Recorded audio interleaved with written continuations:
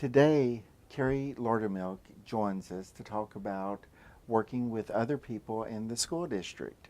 Hello, Carrie. Hi. How's it going? Good. Thanks for having me. You're welcome.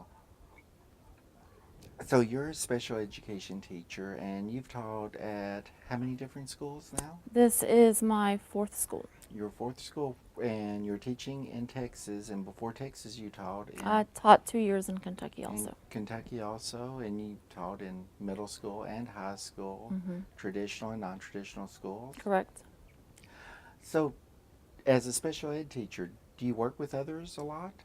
Yes, I work with the general ed teachers, the counselor, anybody that has direct involvement with the special ed student.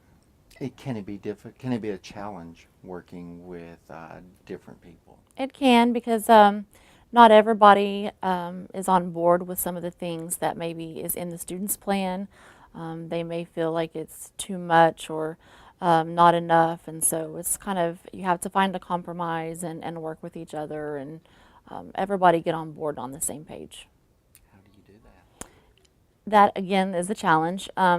Really, it's just communicating with the teachers, letting them know that what the student's disability is, and how that disability affects their performance in the classroom, and what accommodations are needed to have that student be successful in the classroom.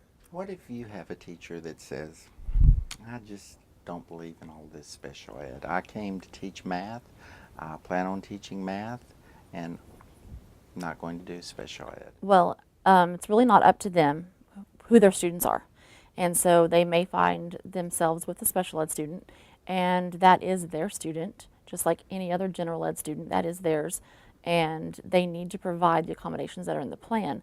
They are legally responsible to do so. If they say they don't believe in special ed, they're not going to provide the accommodations, then if that student fails, or if TEA or someone in the district found out that those accommodations are not being met, they're going to be in trouble because it's a legal document that they need to follow, regardless of whether they believe in it or not. You said TEA. What is TEA? Texas Education Agency, that's the education agency for Texas that sets out our policies and procedures and the way we're supposed to do things at the school district. Do all states have a state education agency? Yes. Um, Now, let's say you have a counselor and the counselor is working with a student and they just tell you that this student is very fragile and you cannot provide any type of negative consequences to them. How would you deal with that? Well, life is about consequences, and sometimes they are negative. But you do have to look at that particular student and the mindset that they are in and do the best that you can with what they can do and what can be done for them. Students cannot get away scot-free with everything, so there needs to be something in place, whether it's, maybe it's a positive reinforcement situation where maybe, if they do this and that, then they get this and that.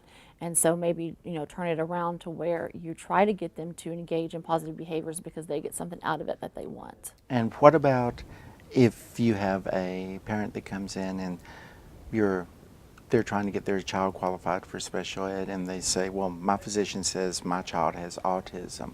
Do you have to take that as? The school district does its own assessment. They'll take that information into, into part of what they look at. But it's not just, oh, the student has this and then therefore they're in special ed. There has to be an academic need. There has to be something that, that the special education teacher and team can do for that student. So the district looks at their own data and their own assessment.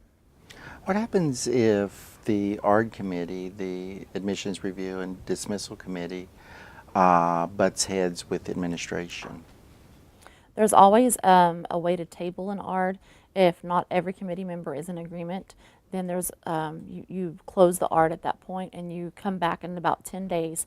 And during that 10 days, the ideal situation is to come with some sort of agreement between all ARD committee members, again, to compromise and to reconvene and come up with, to go with that plan that we compromised on. What happens to the student during those 10 days? Whatever plan was in place previous to that will remain. You know, because we didn't agree on anything new, nothing new is going to happen. It's going to be the previous plan that was in place. What about if it's an initial ARD to get the student into special ed? Then the no services will be provided until, you know, the committee members are in agreement and everybody signs off of it. That's when the plan is actually in place. So until that happens, then there would be no services. Can administration dictate what the ARD committee does for a special ed student? No, they can make suggestions, of course, that's why they're there, but everybody has to be in agreement. Every member has to sign off and say, yes, I agree, before that plan is in place. Is it difficult to get people to go to the ARD meeting? Absolutely. You know, teachers have a lot to do. They have, you know, lesson plans, attendance verifications, grading, they have this and that. So they have a lot on their plate and they have a lot to do. And so, you know, their conference period is very precious to them and they don't want to give that up because they have work they need to do. So to get them to give up their conference period to come to a meeting is very difficult. Do you have any suggestions on ways to get teachers and other professionals to come to the meeting?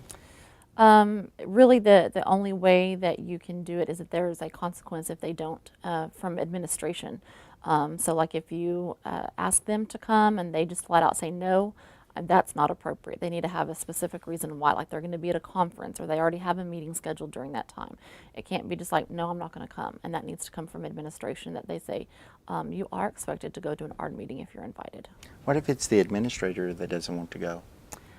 Again, I really don't think that they have, I mean, that's part of their job. That's part of their job. It's not like that they can just pick and choose what parts of their job that they do. That's part of it. Do you have anything else you would like to add? No, I just think that communication from the special ed teacher to the general ed teachers is the best thing that can, you know, be done to make sure that those general ed teachers are aware that the student does have a disability, that the disability affects their performance in the classroom, that is their student. And a lot of times general ed teachers are like, oh, well, that's your student, and that's not the case. So you need to communicate with that teacher and make them, you know, feel comfortable with what's in the plan and feel comfortable with what needs to be provided for that student. So it's not your student or my student, it's our student. Absolutely. Okay, well, thank you for joining us. Thanks for having me. Thanks.